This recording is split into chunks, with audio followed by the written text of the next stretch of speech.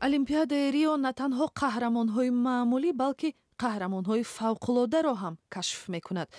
рӯзи сешанбе шиновари амрикоӣ Майкл Фелпс танҳо қаҳрамони олимпие гардид, ки 21-умин медали тиллои худро ба даст овард.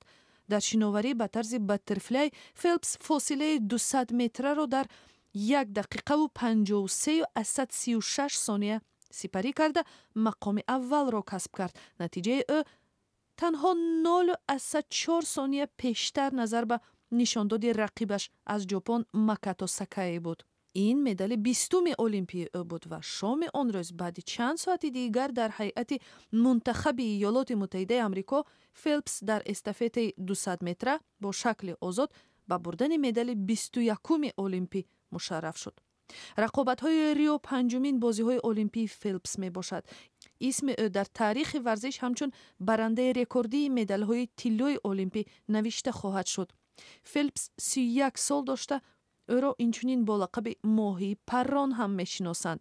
аз шодии беандоза ин моҳии паррон қариб буд медалҳои худро бо дандон шикоф мекард, вале дар ғояти шоди арӯсаш Никол Ҷонсон ва писарашон Бумеро ба оғӯш кашид. танҳо дар бозиҳои рио Фелпс ба 3 медали олимпӣ ноил шудааст.